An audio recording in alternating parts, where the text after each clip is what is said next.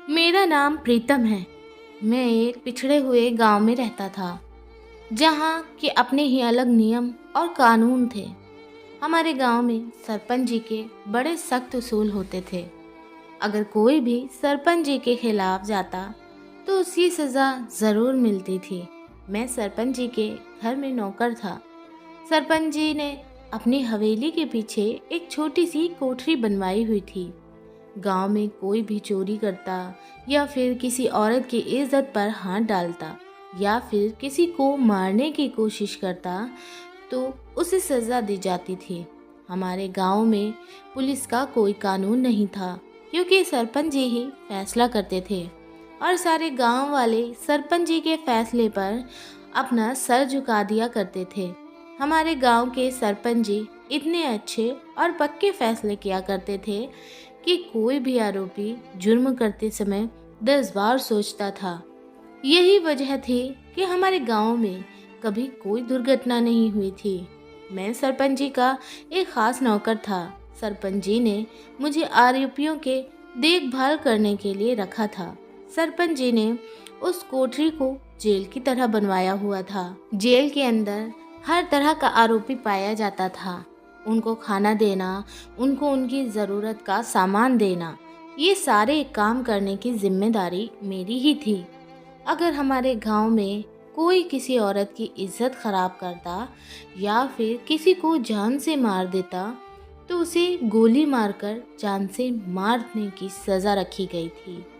आप लोगों ने देखा होगा कि पुलिस स्टेशन में जमानत के तौर पर आरोपी को छुड़ा लिया जाता है, लेकिन हमारे गांव में सरपंच जी के फैसले के बिना तो एक पत्ता भी नहीं हिलता था। सरपंच जी की कोठरी में एक लड़का बंद था।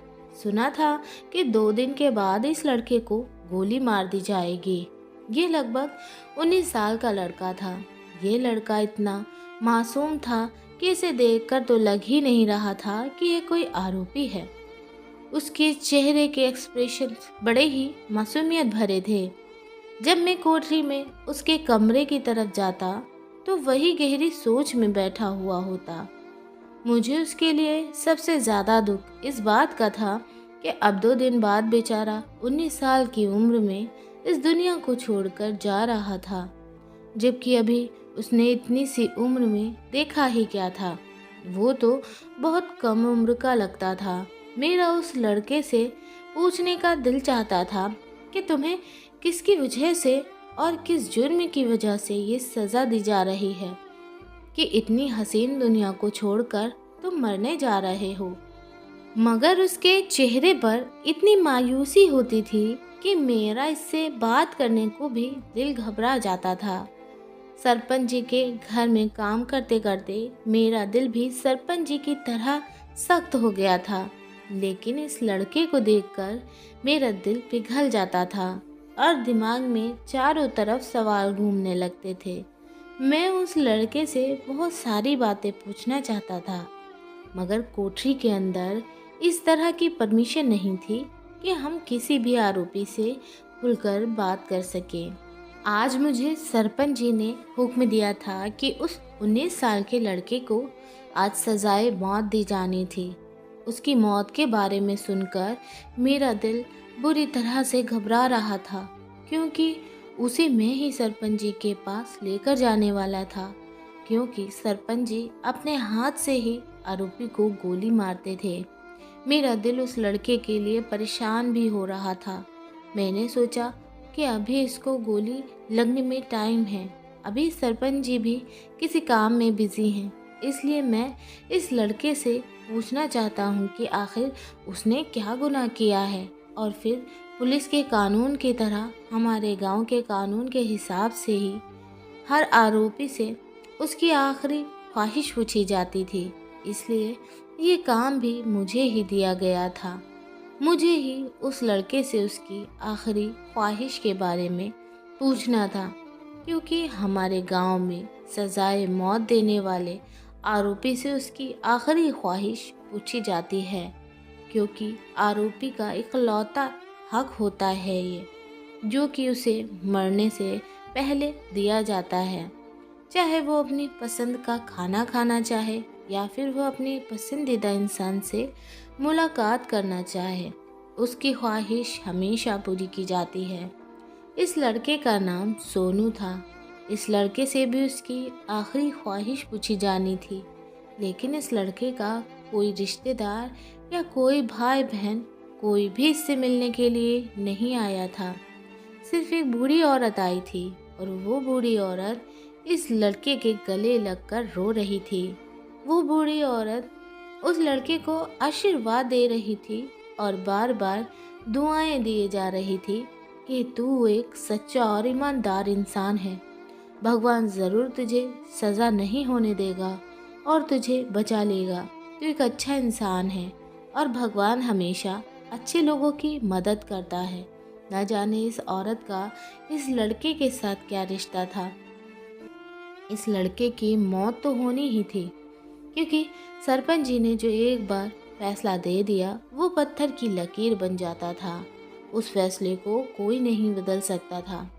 थोड़ी देर के बाद पता चला कि अचानक से सरपंच जी की छोटी बेटी की तबीयत खराब हो गई है। उसकी तबीयत इतनी ज़्यादा खराब हो गई थी कि उसे शहर के अस्पताल लेकर जाना पड़ा।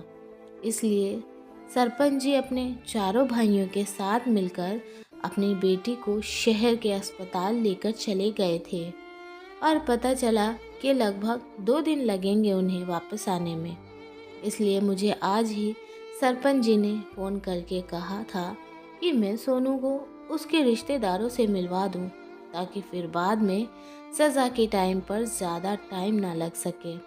मेरा मानना यह था कि शायद सोनू की आखिरी ख्वाहिश अपने रिश्तेदार या परिवार से मिलना ही होगा, तो वो इसके बाद कोई ख्वाहिश नहीं बताएगा। बस वह इसके बाद सुकून से मर जाना पसंद करेगा। मगर मैं ये नहीं जानता था कि उसकी आखिरी ख्वाहिश उतनी ही अनोखी और स्पेशल होगी। सोनू उस बूढ़ी औरत से मिलने के बाद वापस अपनी कोठरी में आ गया था। अब उसको 2 दिन जीने का और मौका मिल गया था, क्योंकि जब सरपंच जी आते तो वो अपने हाथ से ही सोनू को गोली मारते। मैं जब सोनू को कोठरी में बंद करने गया तो सोचा कि आज उससे थोड़ी बहुत बातचीत भी कर लेता हूँ, क्योंकि सरपंच जी भी गांव में मौजूद नहीं हैं। मैंने हिम्मत करते हुए सोनू से बात करने की कोशिश की थी। मैंने सोनू से कहा, सोनू तुम्हारे मरने से पहले की आखिरी ख्वाहिश तो पूरी हो गई। कौन सी आखिरी ख्वाहिश? उसने बड़े तीखे अंदाज में कहा था। मैंने कहा कि हर मरने वाले इंसान की आखिरी ख्वाहिश यही होती है कि वो अपने मनपसंद लोगों से मिलना चाहता है, और तुम्हारी मुलाकात भी उस बूढ़ी औरत से हो गई। सोनू कहने लगा, नहीं, ये मेरी आखिरी ख्वाहिश नहीं है, बल्कि मेरी आखिरी ख्वाहिश तो बड़ी स्पेशल है और मैं अपनी आखिरी ख्वाहिश को मरने से पहले पूरा करना चाहता हूँ। सोनू ने बड़े कॉन्फिडेंस के साथ जवाब दिया था। मैंने उससे सवाल किया, तो बताओ क्या है आखिरी ख्वाहिश तुम्हारी जिसे तुम पूरा करना चाहते हो? सोनू मेरे हाथ पर हाथ रखकर कहने लगा, तुम मुझसे वादा करो कि तुम मेरी आखिरी ख्वाहिश को ज़रूर पूरा करोगे। मैंने कहा, हाँ हाँ, यहाँ हर मरने वाले के मरने से पहले उसकी आखिरी ख्वाहिश ज़रूर पूरी की जाती है। ये तुम्हारा हक है। मैं उसकी कम उम्र देखते हुए उस पर तरस खाकर कहने लगा। तो वो कहने लगा, तो फिर ठीक है, मुझे किसी ऐसे समझदार इंसान से बात करवाओ जिसको मैं अपनी ख्वाहिश बता सकूं। मैं तुम्हें अपनी ख्वाहिश नहीं बता सकूंगा। ये मेरी बहुत स्पेशल ख्वाहिश है, इसलिए मैं अपनी यह ख्वाहिश सरपंच जी के सामने ही पेश करूंगा, और मैं जानता हूँ कि तुम यह बात किसी दूसरे को नहीं बताओगे। मैंने उसकी बात को इग्नोर करने की कोशिश की और सोचा कि वो सज़ाए मौत का कैदी है और 2 दिन के बाद तो उसकी मौत होने वाली है। मुझे उससे दुश्मनी करके क्या मिल जाएगा? मैंने उस लड़के से कहा कि सरपंच जी तो 2 दिन के बाद आएंगे, क्योंकि वो गांव से बाहर गए हुए हैं। उसने कहा, तुम उनसे बात कर लो, जब वो आ जाएं तो उनसे कहना कि मुझे उनसे बात करनी है, उसके बाद ही वो मुझे गोली मारे। मैंने सरपंच जी को फ़ोन करके सारी बात बता दी। जब 2 दिन के बाद सरपंच जी गांव वापस आए तो मैंने उस लड़के का सामना सरपंच जी के साथ करवा दिया। सरपंच जी कहने लगे, बोलो लड़के, तुम्हारी आखिरी ख्वाहिश क्या है? मैं हैरान रह गया था कि सरपंच जी को देखकर कि सरपंच जी ने मरने वाले कैदी से ऐसे बात की, क्योंकि आज तक तो सरपंच जी ने किसी से इस तरह से बात नहीं की थी। हो सकता है कि शायद सरपंच जी भी उसकी गलती से वाकिफ होंगे और जानते होंगे कि उसने क्या गलती की है और उसे इस तरह की सज़ा क्यों दी जाएगी, क्योंकि ज़्यादातर कोठरी में ऐसे लोग ही बंद होते थे जिनकी गलती छोटी और सज़ा बड़ी होती थी, ताकि आगे गलती करने से पहले लोग कई दफ़ा सोच सकें। फिलहाल जब उस लड़के से उसकी आखिरी ख्वाहिश पूछी गई तो उसने कहा कि सरपंच जी, मेरी उम्र 19 साल है और अभी तक मेरी शादी नहीं हुई। मैं ज़िंदगी में पहली और आखिरी बार शादी करना चाहता हूँ और शादी करके एक दिन अपनी पत्नी के साथ हंसी खुशी गुजारना चाहता हूँ। उसकी ख्वाहिश सुनकर तो सरपंच जी के साथ साथ मेरे भी होश उड़ गए थे, लेकिन सरपंच जी ने अक्लमंदी और होश से काम लिया। सरपंच जी कहने लगे, हम तुम्हारी शादी तो करवा देंगे, लेकिन गांव में ऐसा कौन है जो तुम्हें अपनी बेटी देगा, और ऐसी कौन लड़की है जो तुमसे शादी करेगी? तुम्हारे परिवार के बारे में भी कुछ अता पता नहीं। तुम अभी छोटे हो और तो तुम कोई काम भी नहीं करते हो, और फिर सबसे आखिरी बात तो ये है कि तुम मरने वाले हो, और मरने वाले इंसान को भला कौन अपनी बेटी दे सकता है? क्यों तुम अपना ये आखिरी मौका गवा रहे हो?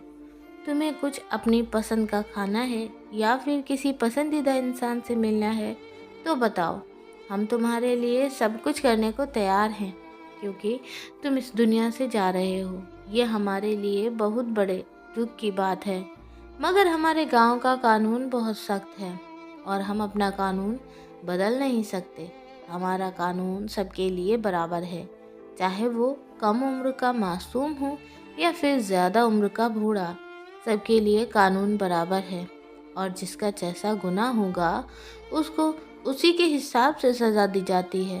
और तुम्हारा पाप कोई छोटा पाप नहीं है जो तुम्हें छोड़ दिया जाए, इसलिए तुम्हें मरना तो होगा ही, ताकि तुम जैसी गलती गांव का कोई भी इंसान दोबारा ना कर सके।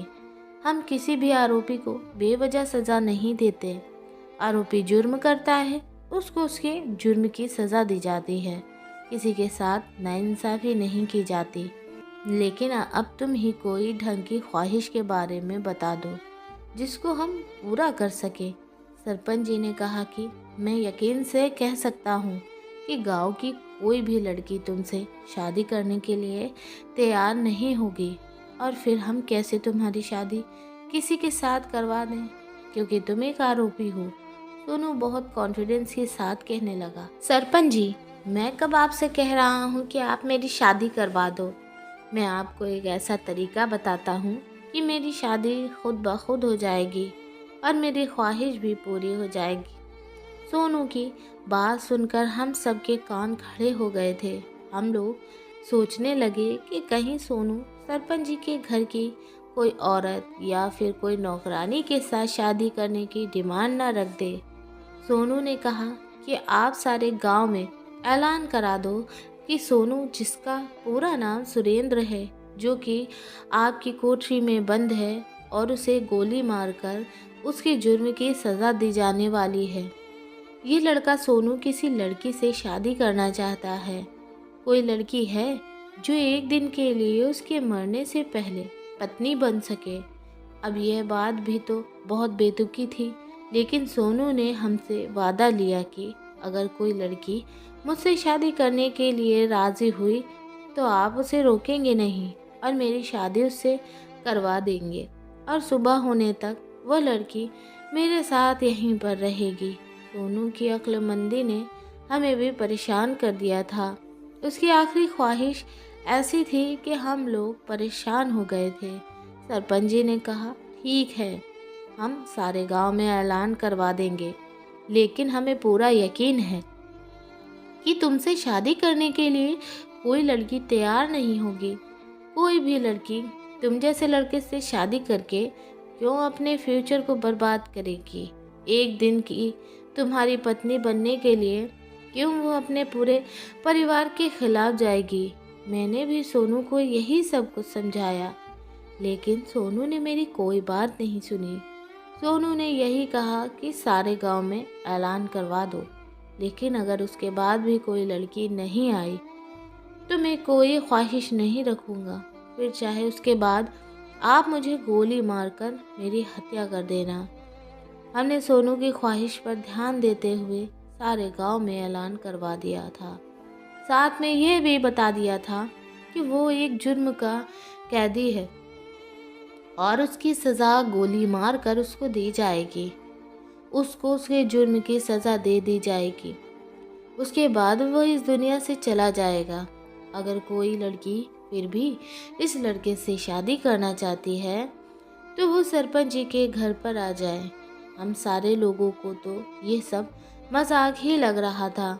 हमने तो उस लड़के की ख्वाहिश पूरी कर दी थी, लेकिन पूरे 1 घंटे के बाद एक नौकर भागता हुआ सरपंच जी के पास आया और कहने लगा, कोई 18 साल की लड़की आई है और दुल्हन के कपड़ों में है और उसके साथ पंडित जी भी मौजूद हैं। मुझे उसकी बात बड़ी हैरान कर देने वाली लगी थी। मुझे लगा था कि शायद वो नौकर किसी और को समझ रहा है, पर जब मैं और सरपंच जी बाहर गए तो ये देखकर हैरान रह गए थे कि सामने खूबसूरत और जवान लड़की, जिसकी उम्र 18 साल होगी, वो दुल्हन बनी खड़ी हुई थी और उसके साथ पंडित जी भी थे। पंडित जी को देखकर ऐसा लग रहा था कि वो इस लड़की की शादी करवाने के लिए तैयार हो गए। पंडित जी के पास पूजा की सारी सामग्री भी थी, जबकि लड़की खूब अच्छी तरह से तैयार थी। देखकर ऐसा लग रहा था कि शायद वो हमारे ऐलान के इंतज़ार में ही बैठी हुई थी। अब तो मुझे सोनू पर शक होने लगा था। हो सकता है कि उसने इस लड़की को बुलाने के लिए ही ऐसा किया हो। एक दिन के लिए वो इस लड़की से मिलकर क्या कर लेगा? ये लड़की कौन है? मैंने पंडित जी से पूछा था कि ये लड़की कौन है, क्या आप इस लड़की को जानते हो? पंडित जी ने मना कर दिया कि मैं इस लड़की को नहीं जानता। ये मेरे पास आई थी और इस लड़की ने शादी का लहंगा पहना हुआ था। कहने लगी, मुझे सरपंच जी के घर ले चलो, मुझे सोनू से शादी करनी है। मुझे नहीं पता कि इस लड़की के दिमाग में क्या चल रहा है। मैंने तो इस लड़की को बहुत समझाया कि ये ऐसे लड़के के साथ शादी ना करे जो खुद कल को मरने वाला है, मगर ये लड़की मेरी कोई बात सुनने के लिए तैयार ही नहीं। कह रही है कि मुझे तो बस सोनू से ही शादी करनी है। मैं इस लड़की को बता चुका हूँ कि वह लड़का मौत के घाट उतरने वाला है। सरपंच जी गोली मारकर उसे मौत के घाट उतारने वाले हैं, मगर ये कहती है कि कोई बात नहीं, भले ही मैं एक दिन सोनू के साथ रहूँगी, मगर मेरी भी चाहत पूरी हो जाएगी, क्योंकि मैं सोनू से सच्ची मोहब्बत करती हूँ। हमें नहीं पता था कि सोनू को कोई लड़की इतना भी चाह सकती है कि किसी लड़के के लिए अपना सब कुछ छोड़ने को तैयार है। यह बात बड़ी अजीब सी थी, लेकिन फिलहाल हमारा तो काम सोनू की ख्वाहिश को पूरा करना था। हमने उसकी बात पर कोई एतराज़ नहीं किया। पंडित जी को बुलाया गया और सोनू को उसकी कोठरी के कमरे में से बाहर लेकर आया गया।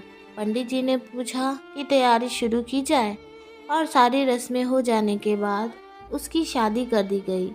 सोनू ने कहा कि आखिरी ख्वाहिश के मुताबिक और वादे के मुताबिक आप लोग मेरी पत्नी को मेरे साथ कोठरी में भेज दो, ताकि मैं इसके साथ बातें कर सकूं। सारा दिन बस हम अपनी पुरानी यादें ताज़ा करेंगे। उसके बाद रात को ही चली जाएगी और उसके जाने के बाद आप मुझे गोली मारकर सज़ा दे देना। फिर कोई मेरी चाहत नहीं रहेगी, क्योंकि मेरी मोहब्बत मुझे मिल गई। सोनू की बातें सुनकर मेरी आंखों में भी आंसू आ गए थे। सच्ची मोहब्बत सच्ची ही होती है। मैं अपने दिल में यही सब कुछ सोच रहा था। ये नहीं जानता था कि इस सब के पीछे कितनी बड़ी कहानी छुपी हुई है, जो हमारे भी होश उड़ा देने के लिए काफ़ी है। सरपंच जी ने मुस्कुराते हुए मुझे इशारा किया कि तुम इस लड़की को सोनू के कमरे में बंद कर दो। वहाँ पर तो सिर्फ एक ही बिस्तर मौजूद था, जो कि सोनू का था, और कैदी को कैदी की तरह ही रखा जाता था। गर्मी बहुत ज़्यादा थी। कोठरी के कमरे में पंखा भी नहीं लगा हुआ था। सारे कैदी गर्मी में ही रहते थे। सरपंच जी ने कहा कि ये भी गर्मी में ही रहेगी, तो खुद ही तंग आकर थोड़ी देर में यहाँ से बाहर निकलने के लिए कहेगी। मैं भी अपने दिमाग में यही सब कुछ सोच रहा था। मैं इस लड़की को सोनू के कमरे में लेकर चला गया, लेकिन वहाँ तो बड़ी अजीब मुश्किल से एक इंसान ही ठीक से रह पाता था। दूसरे के रहने की गुंजाइश ही नहीं थी। इन दोनों को कमरे में बंद कर दिया और फिर मैं बाहर आ गया था। मुझे लगा था लड़की खुद ही तंग आ जाएगी, मगर मुझे उन दोनों के हल्के हल्के बोलने की आवाज़ आने लगी थी। ऐसा लग रहा था कि कोई कुछ बोलने की कोशिश कर रहा है। मुझे शक हुआ था शायद ये दोनों अपने कमरे का दरवाज़ा खोलने की कोशिश कर रहे थे, मगर मैं बेफिक्र था। मैं जानता था कि कमरे का दरवाज़ा खोलना इतनी आसान बात नहीं है, क्योंकि दरवाज़ा बहुत मजबूत था और मैं खुद उसको अपने हाथों से ताला लगा कर आया था, और ताले की चाबी भी मेरे पास ही मौजूद थी। मेरी कोशिश यही थी कि सोनू आखिरी टाइम अपनी महबूबा से दिल खोल कर बातें कर ले। मुझे उन दोनों में फ़िलहाल कोई इंटरेस्ट नहीं था। वो दोनों बातें कर रहे थे, ना तो मैंने उनकी बातें सुनी और ना ही मैंने ध्यान दिया। मुझे बेफिक्र करने के लिए सिर्फ एक यही बात कही गई थी, क्योंकि सोनू के कमरे के दरवाजे पर एक मजबूत सा ताला लगा हुआ था और ताले को चाह कर भी कोई खोल नहीं सकता था, क्योंकि उसकी चाबी तो मेरे पास मौजूद थी। इसकी कोई दूसरी चाबी भी नहीं थी और ताले की चाबी मेरे पास ही रहती थी। काफ़ी देर गुजर गई थी और मुझे नींद आने लगी। तभी मैंने कोठरी के बाहर दरवाजे पर एक कुर्सी रख ली और मैं बैठे बैठे सो गया। मुझे सोए हुए 10 मिनट ही हुए होंगे, तभी अचानक चीखों की आवाज़ से आने लगी।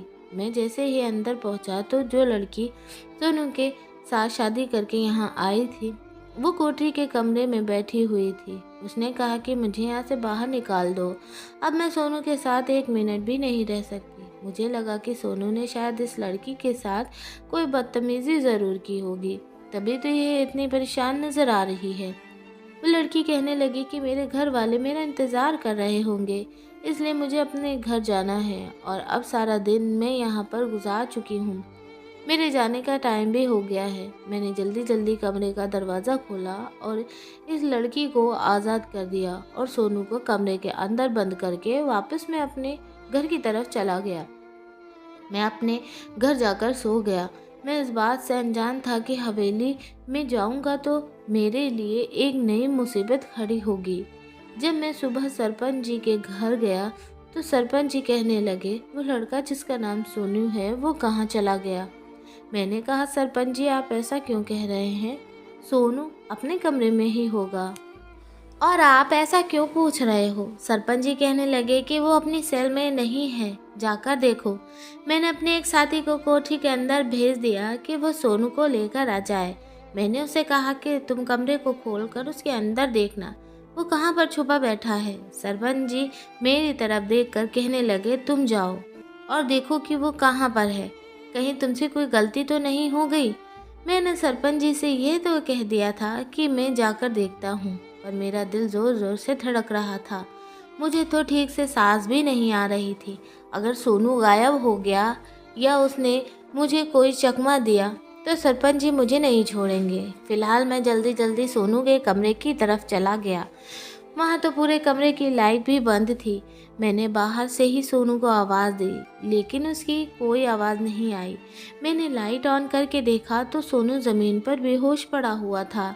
ऐसा लग रहा था जैसे कि मर चुका है। मैंने जल्दी से दरवाज़ा खोला और कमरे के अंदर चला गया। जैसे ही मैंने सोनू को पलट कर उसका चेहरा देखा तो मेरे पैरों से तले ज़मीन निकल गई। वहाँ पर सोनू नहीं बल्कि वो लड़की थी। इतनी देर में ही सरपंच जी भी पहुँच चुके थे। उन्होंने भी उस लड़की की तरफ देखा तो उनके भी होश उड़ गए थे। सरपंच जी मुझे डांटने लगे और कहने लगे कि तुम्हारे अंदर इतनी भी अक्ल नहीं है कि कौन तुम्हें बेवकूफ़ बना रहा है और कौन नहीं। तुम्हें यहाँ पर काम करते हुए कितने साल हो गए, मगर अभी तक तुम्हें लोगों को पहचानने की समझ नहीं आई। शर्म आनी चाहिए तुम्हें, पता नहीं तुम्हारा ध्यान कहाँ रहता है। सरपंच जी कहने लगे, अगर गांव वालों को यह बात पता चल गई कि वो लड़का भाग गया है तो सारे गांव में हमारी बेइज्जती हो जाएगी। मेरा दिल चाह रहा था कि सामने लेटी हुई लड़की को उठाकर फेंक दूं। इन दोनों लड़का लड़की ने मिलकर मेरे साथ बहुत बड़ा धोखा किया था, जिसे भुलाया नहीं जा सकता था। सरपंच जी ने मुझ पर डांट लगाई थी, वरना मैं अपना काम पूरी ईमानदारी से करता था। मैंने सोचा था कि यह लड़की जो दुल्हन बनकर सोनू से मिलने के लिए आई है, सोनू की मोहब्बत में पागल है, उसकी दीवानी हुई पड़ी है, तभी उसकी खातिर उससे शादी करके मिलने के लिए आ गई। मगर मैं ये नहीं जानता था कि सोनू ने इसे हमें धोखा देने के लिए इस्तेमाल किया है। वह खुद दुल्हन के कपड़े पहनकर यहाँ से भाग गया था और इस लड़की को अपने कपड़े पहनाकर यहाँ पर छोड़ गया था। अब इस लड़की को हम सोनू की जगह सज़ा नहीं दे सकते थे, क्योंकि सज़ा का हकदार तो सोनू था और इसीलिए सज़ा भी उसे ही मिलनी थी। अब इस लड़की को हम कुछ नहीं कर सकते थे, जबकि यह लड़की सोनू के कपड़े पहनकर हमारे सामने बैठी हुई थी। वह लड़की कहने लगी कि आप लोगों ने सोनू के साथ अच्छा नहीं किया, उसने कोई गलती नहीं की जिसकी सज़ा उसे मौत के रूप में दी जा रही है। और मेरी आंखों में आंखें डालकर वह लड़की कहने लगी कि यह बात तो वक्त साबित कर देगा। उस लड़की की बातें सुनकर तो मुझे उस पर और भी ज़्यादा गुस्सा आने लगा, मगर मैं कुछ नहीं कर सकता था। सरपंच जी ने सारे नौकरों को हुक्म दिया कि जल्द से जल्द सोनू को ढूंढा जाए, वरना अच्छा नहीं होगा। और सरपंच जी ने मुझे साफ साफ कह दिया था कि तुम्हें भी लापरवाही करने की सज़ा दी जाएगी। हमें इस लड़के को सज़ाए मौत देनी थी, उसको मौत के घाट उतारना था, लेकिन वह लड़का हमें चकमा देकर भाग गया। बड़े अफसोस की बात है सरपंच जी, मुझसे कहने लगे, मैंने तुम पर भरोसा करके तुम्हें यह काम सौंपा था। मुझे नहीं पता था कि तुम इतनी बड़ी लापरवाही कैसे कर सकते हो। अब तुम कुछ भी करके इस लड़के को मेरे सामने लाकर हाजिर करो, वरना तुम्हारी नौकरी को खतरा हो जाएगा। यह बात सुनकर मैं घबरा गया था। मैं समझ नहीं पा रहा था कि इतना बड़ा धोखा मेरे साथ कैसे हो सकता है। आज तक मैंने कोई गलती नहीं की थी। सरपंच जी को मुझ पर बहुत भरोसा था और इसीलिए वो भरोसे वाला काम मुझे ही सौंपा करते थे। लेकिन आज इस लड़की की वजह से मुझसे गलती हो गई। मैंने इस लड़की पर भरोसा किया और इस लड़की पर तरस खाया। तरस खाकर इन दोनों की शादी कर दी और अब इन दोनों ने ही मेरी आंखों में धूल झोंक दी। मगर अब मेरे पास सिर्फ एक ही चारा था कि हम इस लड़की के माता पिता तक पहुँचे या फिर सोनू को ढूंढ निकालें। सोनू रात के अंधेरे में कहाँ गया था, हमें इस बात का बिल्कुल भी पता नहीं था, क्योंकि वो यहाँ से रात के 2:30 बजे निकल गया था। मगर मुझे इस लड़की पर हैरत हो रही थी। अब इन दोनों लड़का लड़की के केस में मुझे और भी ज़्यादा इंटरेस्ट आने लगा था कि आखिर वो लड़की कैसे सोनू की जगह पर बैठने के लिए तैयार हो गई थी और इसने सोनू को अपना पति भी मान लिया था, और कैसे उसने सोच लिया कि सोनू के हिस्से की सज़ा इसे दे दी जाएगी। इतनी मोहब्बत किसी आरोपी से तो कोई लड़की नहीं कर सकती, इतनी मोहब्बत किसी आरोपी से तो बिल्कुल भी नहीं की जा सकती। अगर सोनू गलत लड़का था तो ये लड़की उसे इतनी मोहब्बत कैसे कर सकती है। मैंने इस लड़की से इसके माता पिता के बारे में पूछा तो उसने मुझे साफ साफ बता दिया और मैं किसकी बेटी हूँ। मेरे पिता की मौत 4 साल पहले हो गई। मेरे पिता इस दुनिया में नहीं हैं, सिर्फ मैं और मेरी माँ ही घर में रहते हैं। इस लड़की की माँ को बुलाना तो कोई मुश्किल काम नहीं था, मगर मैंने सोचा कि जब लड़की मेरे सामने है तो क्यों ना मैं इस लड़की से ही सारी बात पूछ लूँ। मैंने इस लड़की से सवाल किया कि तुमने सोनू को यहाँ से क्यों भगाया। उसके बाद जो उस लड़की ने मुझे बताया, वह सब सुनकर मुझे अपने कानों पर विश्वास नहीं हो रहा था। वो लड़की कहने लगी कि मैं आपको सोनू के बारे में एक एक बात बताना चाहती हूँ। मैंने सोचा नहीं था कि वो इतनी आसानी से सारी सच्चाई बताने के लिए तैयार हो जाएगी। उसने बताया कि मैं सोनू से प्यार करती हूँ। सोनू शहर में रहता है, वो इस गांव का नहीं है। वो मेरे पिता के दोस्त का बेटा है जो कि शहर में रहते थे। सोनू के पिताजी कभी कभी हमारे घर पर सोनू को हमारे यहाँ लेकर आया करते थे। लेकिन जब से मेरे पिता की मौत हुई थी, हम माँ बेटी अकेली हो गए थे।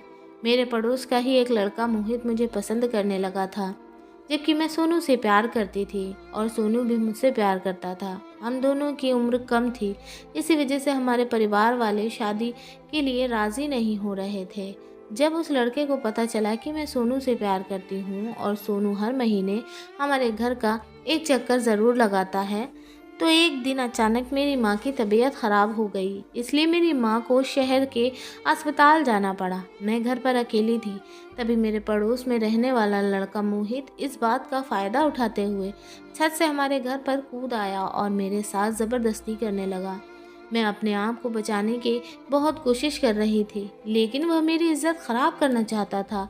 मैं ज़ोर ज़ोर से चिल्ला रही थी। घर का दरवाज़ा बंद होने की वजह से किसी को मेरी आवाज़ नहीं लगी। मोहित ने मेरे साथ ज़बरदस्ती करने की बहुत कोशिश की और मैं खुद को हर तरह से मोहित से छुड़ाने की कोशिश कर रही थी।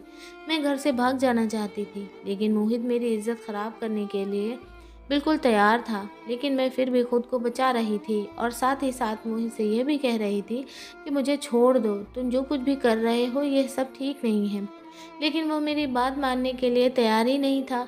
जब उसने मेरी बात नहीं मानी तो मैंने अपने हाथ में चाकू ले लिया और मोहित के पेट में मार दिया। चाकू लगने की वजह से मोहित की मौके पर ही मौत हो गई। तभी अचानक घर का दरवाज़ा खोलकर सोनू भी आ गया था। जब सोनू ने मेरे हाथ में चाकू देखा तो उसने यह इल्ज़ाम अपने सर ले लिया। धीरे धीरे आस पड़ोस के लोग भी हमारे घर में मौजूद हो गए और लोगों ने जब सोनू के हाथ में चाकू देखा तो उन्होंने इस बात का अंदाज़ा लगा लिया कि सोनू ने ही मोहित की हत्या की है। गांव वाले पकड़कर सोनू को सरपंच जी के पास ले गए।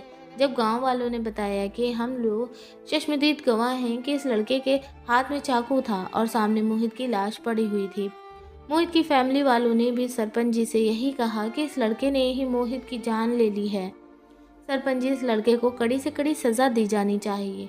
अब जब सारे सबूत और गवाह सोनू की तरफ इशारा कर रहे थे, तब सरपंच जी ने सोनू को मौत की सज़ा सुना दी। मैं भी अपना मुंह नहीं खोल सकती थी क्योंकि मैं जवान लड़की थी। अगर मैं सब कुछ सच सच बता देती तो मेरी माँ जीते जी ही मर जाती। सोनू मुझे बहुत प्यार करता था, इसलिए उसने मेरा जुर्म अपने सर ले लिया। मैंने उस लड़की से सवाल किया, तो फिर तुमने ये नाटक क्यों किया? क्या तुमने हम सबको चकमा देने के लिए, सोनू को यहाँ से भगाने के लिए ऐसा किया है? वो लड़की कहने लगी, मेरी बात का यकीन करो, ऐसा कुछ नहीं है। सोनू आज रात तक वापस आ जाएगा। वह मुझे यहाँ पर ऐसे हालत में नहीं देख सकता और जाहिर सी बात है, अब तो मेरी उसके साथ शादी भी हो गई है। वो अपनी जिम्मेदारी को कभी नहीं छोड़कर बुज़दिलों की तरह नहीं भागेगा और न ही वह हार मानकर भाग जाने वालों में से है। उस लड़की की बातें सुनकर मैं हैरान रह गया था। फिर उसके बाद जो उसने मुझे कहानी सुनाई थी वो तो सच में बड़ी अजीब थी। उस लड़की ने कहा कि अब आप ही बताओ कि इसमें किसकी गलती है। वो कहने लगी, अगर हम लोग अमीर होते, हमारे साथ में भी कोई ताकत होती तो हम जल्दी से सोनू को बचा लेते। सोनू ने जो भी किया वो मुझे बचाने के लिए ही किया। जितनी भी गलती है वो मेरी ही है। सोनू ने मेरा इल्ज़ाम ही तो अपने सर लिया है। आखिर मैं भी उस टाइम पर क्या करती? अगर मैं गांव वालों को सच बताती तो कोई मेरी बात पर यकीन नहीं करता और साथ ही साथ मेरी बेइज्जती भी होती। मगर जबकि मोहित के परिवार वाले ताकतवर थे, इसलिए उन्होंने सोनू की ज़िंदगी बर्बाद करने का फैसला कर लिया। मोहित की तो मौके पर ही मौत हो गई थी। मोहित के घर वाले अपने बेटे की मौत पर बहुत भड़के हुए थे, इसलिए वो सोनू को सज़ा दिलवाना चाहते थे और फिर सारे सबूत भी सोनू की तरफ इशारा कर रहे थे। आखिरकार सोनू को सरपंच जी ने कैद कर दिया और मौत की सज़ा सुना दी। अब अगर वो यहाँ से निकल भी जाता तो गांव वाले उसे कभी जिंदा नहीं छोड़ते। हालांकि कसूर तो उसका था जो मेरी इज्जत पर हाथ डाल रहा था और जिसने मुझे उसकी जान लेने पर मजबूर कर दिया। सोनू मुझसे शादी करना चाहता था। मेरी मोहब्बत निभाने के लिए उसने मेरे साथ दिया। उसने गाँव में शादी के लिए ऐलान इसलिए करवाया ताकि मैं यह ऐलान सुनकर उससे शादी करने के लिए आ सकूं। मैंने ठान लिया था कि मैं अपने सोनू को सज़ा नहीं होने दूंगी। मेरी माँ का भी यही कहना था कि हम सोनू को बचा कर ही रहेंगे। मैं इसलिए यहाँ पर आई और मैंने ये प्लान बनाया और मैंने यहाँ से सोनू को अपने कपड़े पहनाकर भगा दिया ताकि वह अपनी बेगुनाही के सबूत इकट्ठा कर सके। ये बात कहकर वह लड़की रोने लगी। मुझे समझ में नहीं आ रहा था कि अब इस लड़की का क्या होगा। अब हमें सोनू के आने का इंतज़ार करना था। सोनू अपने साथ शहर से वकील लेकर आया। भगवान की कृपा से वकील ने सरपंच जी के सामने बैठकर बात की और उनको सारी हकीकत बताई। तब सरपंच जी ने इस लड़की को अपने पास बुलाया। इस लड़की ने जाकर सारी बात सच सच बता दी, लेकिन सरपंच जी इस लड़की की बात पर भरोसा नहीं कर पा रहे थे, इसलिए लड़की की कुछ सहेलियों को बुलाया गया। उन्होंने गवाही दी कि जब यह लड़की घर से बाहर निकलती थी तो मोहित की नज़र हमेशा इस लड़की पर रहती थी। इस बात से यह साबित होता था कि मोहित काफ़ी दिनों से इस लड़की का पीछा कर रहा था और मौके की तलाश में था कि कब इसकी इज्जत पर हाथ डाल सके। लेकिन जब उसको यह बात पता चली कि इस लड़की की माँ घर में मौजूद नहीं है और यह लड़की अकेली है, तब वह मौका पाकर उसके घर में घुस आया था और लड़की की इज्जत पर हाथ डालने लगा। अपनी इज्जत बचाने की खातिर लड़की ने चाकू घोंप कर इस लड़के की हत्या कर दी और मौके पर ही सोनू आ गया तो सोनू ने इस लड़की का इल्ज़ाम अपने सर ले लिया। लेकिन आखिर लड़की क्या कर सकती थी। अपनी इज्जत बचाने की खातिर उसने मोहित की हत्या कर दी, क्योंकि मोहित किसी भी हाल में लड़की की बात सुनने के लिए तैयार नहीं था। ये सारी बातें जब सरपंच जी के सामने पेश की गईं तो सरपंच जी ने फैसला किया कि नाकसूरवार लड़की है और नाकसूरवार सोनू है। कसूरवार मोहित था जिसने गाँव की जवान लड़की पर गंदी नज़र डाली। गाँव की बाकी लड़कियों ने भी यही गवाही दी थी कि मोहित की इस लड़की पर नहीं बल्कि काफ़ी सारी लड़कियों पर गंदी नज़र रहती थी। वह लड़की को गंदी नज़र से देखता था, जिस वजह से लड़कियां उसके सामने आने से भी डरती थी। सरपंच जी ने भी ठान लिया कि लड़का या लड़की दोनों में से किसी को भी सज़ा नहीं दी जाएगी और हत्या के मामले को यहीं पर रद्द कर दिया जाएगा।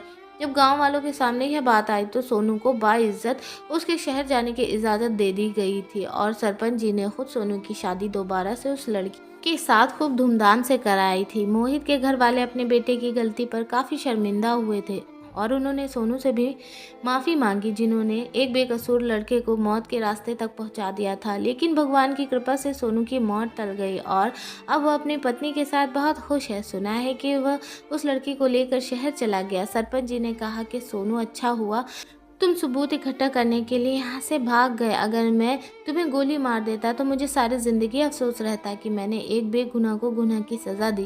फिलहाल वह दोनों पति पत्नी अब अपनी अच्छी और खुशहाल ज़िंदगी जी रहे हैं और मेरी नौकरी भी बच गई। मैं अपना काम अब बड़ी ईमानदारी और ध्यान से करता हूँ ताकि कोई फिर से सोनू जैसा ना आ जाए और मुझे चकमा दे दे और मेरी नौकरी खतरे में पड़ जाए। दोस्तों, उम्मीद करती हूँ आपको हमारी कहानी पसंद ज़रूर आई होगी। कहानी पसंद आई है तो वीडियो को लाइक करें, चैनल पर नए हैं तो चैनल को सब्सक्राइब करें और हाँ, नोटिफिकेशन बेल को ऑन करना ना भूलें ताकि हमारे आने वाली हर वीडियो के अपडेट आप तक सबसे पहले पहुंचे, आपसे कोई भी वीडियो मिस ना हो।